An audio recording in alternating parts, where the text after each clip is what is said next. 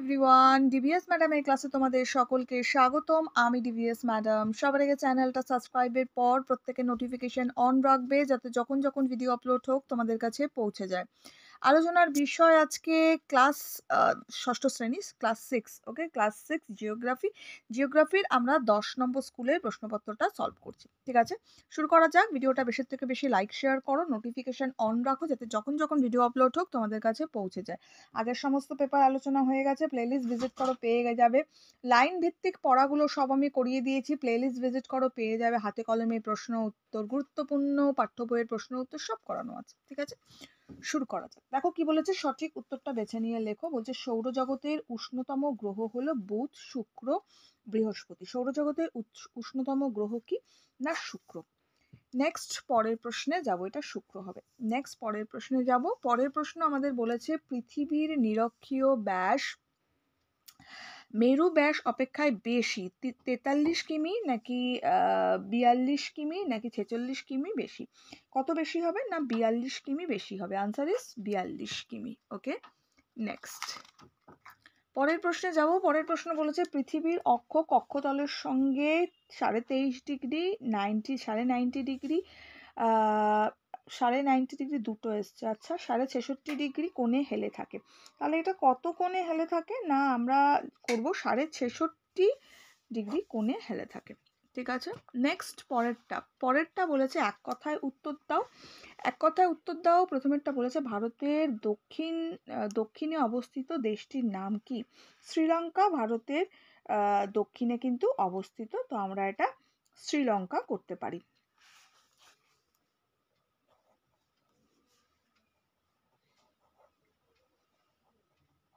Next পরের প্রশ্নে আমরা যাব। বলছে 3 দিক জলভাগ দ্বারা বেষ্টিত স্থলভাগকে কি বলা হয়? উপদ্বীপ বলা হয়।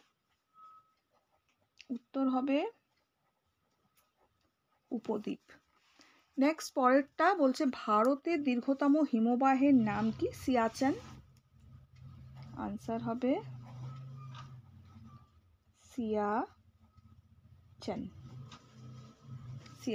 ঠিক আছে, নেক্সট পরেরটা বলেছে নিচের যে কোনো একটি প্রশ্নের উত্তর দাও। ভারতের অক্ষাংশ দ্রাঘিমাংশগত অবস্থানটি লেখো। ভারতের অক্ষাংশ আর দ্রাঘিমাংশগত অবস্থান লিখতে বলেছে না? এটা আমাদের পাঠ্য বইতে পেয়ে যাব। আমাদের পাঠ্য বইয়ের এটা পাবো হচ্ছে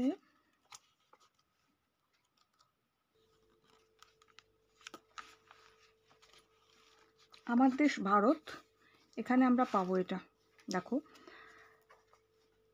এই যে ভারতের মূল ভূখণ্ডের দক্ষিণে 8 ডিগ্রি 4 মিনিট উত্তর অক্ষরেখা থেকে উত্তরে 37 ডিগ্রি 6 মিনিট উত্তর অক্ষরেখার মধ্যে অবস্থিত। আবার পশ্চিমে 68 ডিগ্রি 7 মিনিট পূর্ব দ্রাঘিমার থেকে পূর্বে 97 ডিগ্রি 25 মিনিট পূর্ব দ্রাঘিমার মধ্যে অবস্থিত। ঠিক আছে, তাহলে আমাদের এটা পেয়ে গেলাম যে কোথায় গেল ভারতের অক্ষাংশ দ্রাঘিমাংশের অবস্থানটা। ঠিক আছে, নেক্সট দেখো বলছে ভারতের চারিদিকে কি কি আছে? ভারতের চারিদিকে কি কি আছে এটাও কিন্তু আমরা বইতেই পাবো, এখানেই আছে। ভারতের চারদিকে কি কি আছে দেখো, এখানে আছে। ভারতের রাজনৈতিক মানচিত্রটি দেখো। ভারতের উত্তর পশ্চিমে আছে পাকিস্তান ও আফগানিস্তান, উত্তরে আছে চীন, নেপাল ও ভুটান, ভারতের পূর্বে দেখা যাবে মায়ানমার, বাংলাদেশ ও বঙ্গোপসাগর, পশ্চিমে রয়েছে আরব সাগর, একেবারে দক্ষিণে রয়েছে ভারত মহাসাগর আর শ্রীলঙ্কা। ঠিক আছে, হয়ে গেল। নেক্সট পরেরটা, এটা আমরা 67 নম্বর পেজে পাবো। নেক্সট পরেরটা আমাদের বলছে নিচের প্রশ্নগুলো উত্তর দেওয়ার জন্য 4 নম্বরে দিয়েছে। বলছে যে অক্ষরেখা দাগিমা রেখার মধ্যে চিত্রসহ পার্থক্য দেওয়ার জন্য। অক্ষরেখা আর দাগিমা রেখার মধ্যে দেখো, তাহলে এটা আমরা একদম প্রথমের দিকেই পাবো।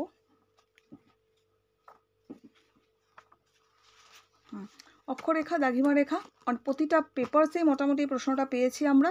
এটা আমি অলরেডি বই যখন করিয়েছিলাম বলেছিলাম ইম্পর্টেন্ট। এটা লিখবে, এখানটা পৃথিবীর পূর্ব থেকে পশ্চিমে লিখে দিয়েছি, আর এটা পৃথিবীর উত্তর থেকে দক্ষিণে লিখে দিয়েছি। ঠিক আছে, এটা লিখে দেবে, পুরোটা লিখবে। আর আমাদের কি বলেছে, চিত্রসহ, তার মানে একদিকে আমি অক্ষরেখাটা লিখবো, আগে ছবিটা আঁকবো, তারপরে অক্ষরেখা সম্বন্ধে লিখবো, একদিকে দাগিমা রেখার ছবি আঁকবো, দাগিমা রেখা সম্বন্ধে লিখবো। এবার অক্ষরেখা এই যে এইগুলো, এইটা দেবে অক্ষরেখাতে, দাগিমা রেখাতে এটা দিয়ে দেবে, ঠিক আছে? তাহলে চিত্র হয়ে গেল, আর দিয়ে আমরা পার্থক্যটা করে দেবো, ঠিক আছে?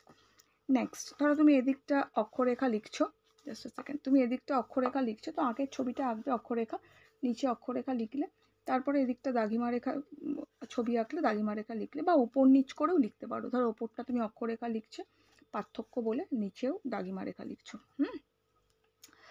নেক্সট, পরেরটা বলেছে গুরুত্বপূর্ণ অক্ষরেখাগুলি চিত্রসহ পরিচয় দাও। গুরুত্বপূর্ণ অক্ষরেখাগুলো চিত্রসহ পরিচয় দাও, এটা প্রচুর আসছে এই প্রশ্নটা, আমরা এগেন অ্যান্ড এগেন কিন্তু পাচ্ছি।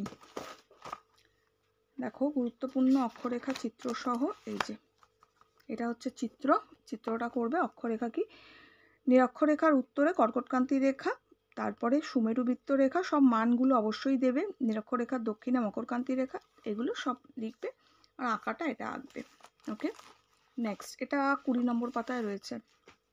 নেক্সট, পরেরটা 5 নম্বরের, এগুলো তো গেল আমাদের 3 নম্বরের প্রশ্ন। এবার 5 নম্বরের প্রশ্ন রয়েছে। 5এরটায় রয়েছে ভারতের উত্তরের পার্বত্য অঞ্চল সম্বন্ধে একটা বিবরণী দাও। উত্তরের পার্বত্য অঞ্চল সম্পর্কে আমাদের দিতে বলেছে না, এটাও আমরা এই প্রশ্নগুলো আমরা পাচ্ছি।